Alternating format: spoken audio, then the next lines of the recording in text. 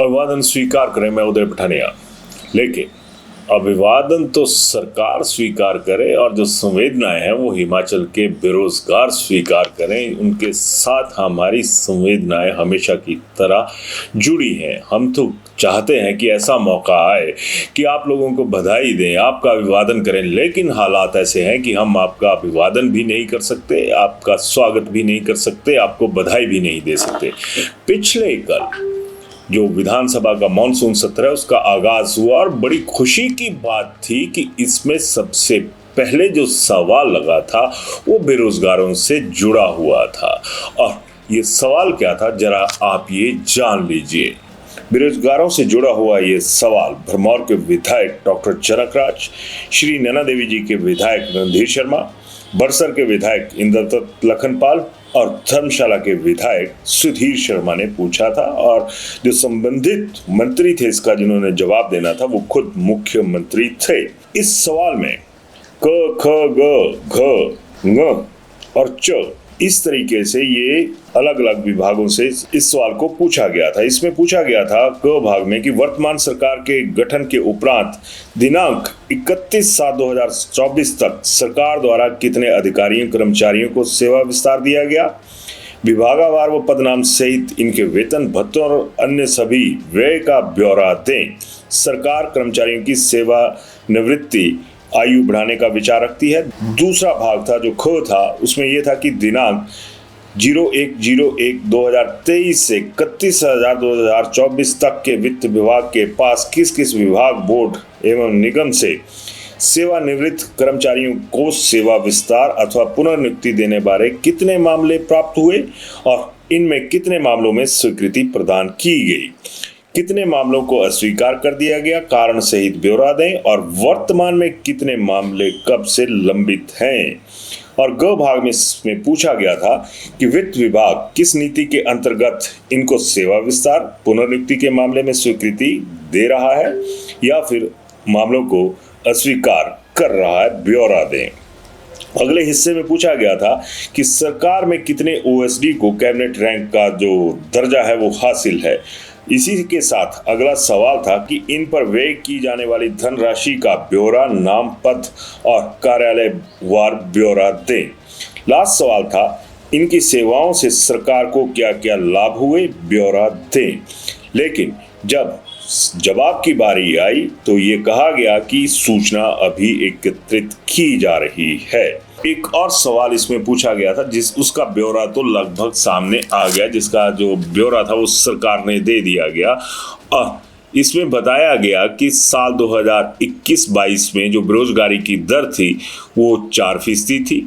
2022 से 23 में ये बढ़कर 4.4% हो गई और 2023 से 2024 तक ये 5.4 हो चुकी है। यानी हिमाचल में बेरोजगारी की दर जो है वो लगातार बढ़ रही है, क्योंकि बेरोजगारों को रोजगार नहीं मिल रहा है। और दर इसी वजह से बढ़ रही है क्योंकि बेरोजगारों को दर दर की ठोकरें खाने पर मजबूर होना पड़ चुका है और ये बात कहीं नजर ही नहीं आ रही। खैर, बाकी चीजें छोड़िए, सबसे बड़ा सवाल ये था कि आप अगर सेवानिवृत्ति के बाद किसी को एक्सटेंशन दे रहे हैं, किसी को पुनर्रोजगार दे रहे हैं, तो फिर इन बेरोजगारों का क्या होगा। और सरकार ये कह रही है कि हम अभी जानकारी एकत्रित कर रहे हैं। सरकार को ही नहीं मालूम कि आज तक कितने लोगों को जो ओएसडी का पद थे वो दे दिए, उनको कितना पैसा जो जा रहा है वो उनको दिया जा रहा है। हर तमाम सवाल में यही कहा गया, जो जवाब था कि जानकारी एकत्रित की जा रही है। लेकिन बड़ी बात ये भी है कि जब रोजगार से जुड़ा हुआ सवाल था तो ये, अगर मैं कहूँ ना कि इस थैली के चट्टे बट्टे दोनों पक्ष विपक्ष एक तरह से नजर आए, क्योंकि इसके साथ ही एक और जो चर्चा थी वो आपदा को लेकर थी, उस पर चर्चा के लिए वक्त दे दिया गया। और ये सवाल जो था ये हमारे माननीयों के पास डिस्कस ही नहीं हो पाया। जो आपदा हर साल बरसात में आती है, यानी 2-3 महीनों की जो आपदा है उसके ऊपर चर्चा हो गई, लेकिन जो सदाबहार आपदा है उसके ऊपर कोई चर्चा हमारे माननीयों ने सदन के अंदर नहीं की, या फिर यूं कहें कि नहीं हो पाई। खैर, मजबूरी होती है कई बार, लेकिन सियासत चलनी थी आपदा के ऊपर, तो क्या ये जो बेरोजगारों के ऊपर आपदा आई है इसका कहीं जिक्र होना जरूरी नहीं था? बेरोजगारों का फिक्र करना कहीं जरूरी नहीं था? और जब ऐसी बातें आ जाएंगी तो क्या सरकार ने ये जानकारी भी कभी जुटाई अपने माध्यम से कि आज प्रदेश में कितनी प्राइवेट लाइब्रेरीज जो हैं वो खुल चुकी हैं और उन लाइब्रेरीज में कितने से स्टूडेंट पढ़ने के लिए बैठे होते हैं? क्या वो मजे लेने के लिए वहां पर बैठे होते हैं?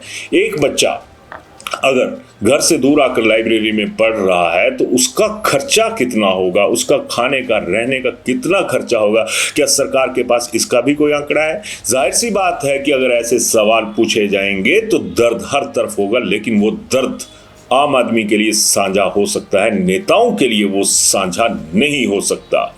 क्योंकि अगर इस सवाल की भी बात करें तो इसमें विपक्ष के लोगों ने ये सवाल पूछा था। अब मेरा सत्ता पक्ष के लोगों के साथ ये सवाल रहेगा कि क्या आपको नहीं लगता कि जो युवा आपको वोट देता है आप उसकी किस तरह से चोट दे देते हो?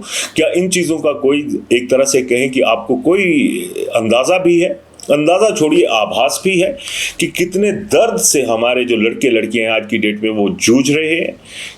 और अगर वही बात आ जाए कि आप रोजगार के अवसर पैदा नहीं कर सकते तो फिर ये भी एक बहुत बड़ा एक यक्ष प्रश्न बन जाता है कि आप लोगों को इस तरह से गारंटी देने के लिए मजबूर क्यों करता है? गारंटियों के नाम पर आप लोग ठगते क्यों हैं?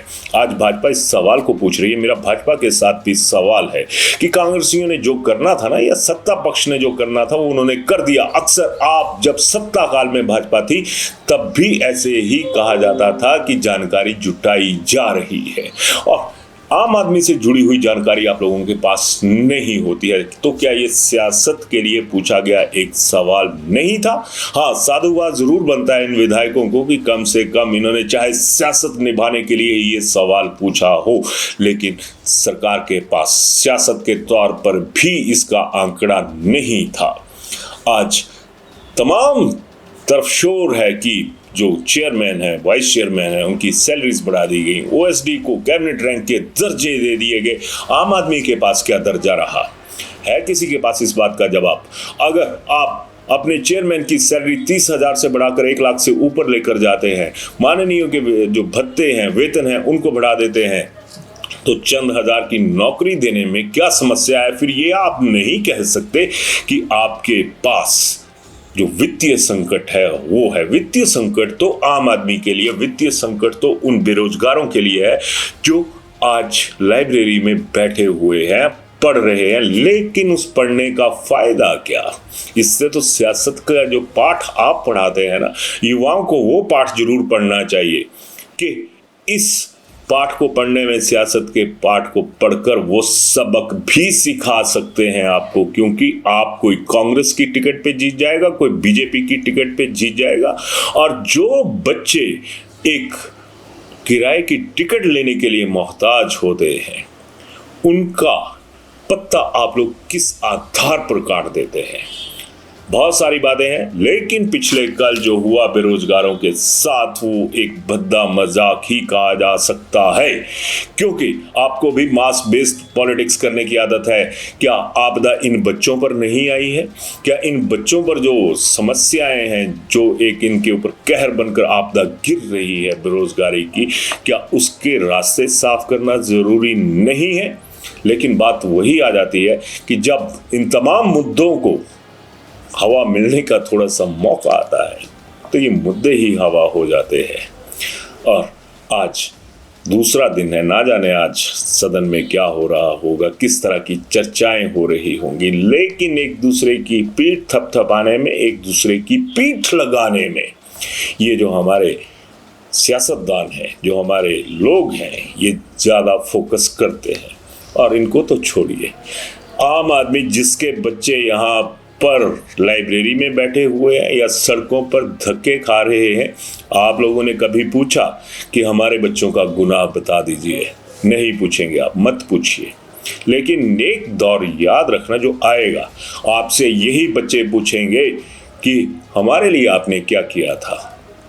पेरेंट्स से सवाल रहेगा ही, और हम पेरेंट्स के पास कोई जवाब नहीं होगा देने के लिए, हम लाजवाब हो जाएंगे। उसी तरह से जिस तरह से हिमाचल में आज तक हिमाचल में जो सत्तारूढ़ भाजपा और कांग्रेस रही है ना, उनकी सरकारें लाजवाब तरीके से चलती हैं।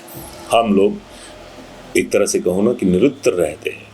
आज सरकारों के सामने, कल को इन्हीं बच्चों के सामने हम कोई जवाब देने वाली स्थिति में नहीं होंगे। सोचिएगा जरूर। धन्यवाद। शिमला होटल, घर के बाहर घर जैसा अपनापन। अपने वेकेशंस को सुनहरी यादों में पिरोएं शिमला होटल के साथ। राजसी वैभव और राजस्थानी आव भगत जो देगी आपको एक रॉयल फील। हिमाचल वासियों के लिए जयपुर में ठहरने का अपना hotel Shimla hotel. Heritage above 1, हवा महल रोड, चांदी की टकसाल, जयपुर।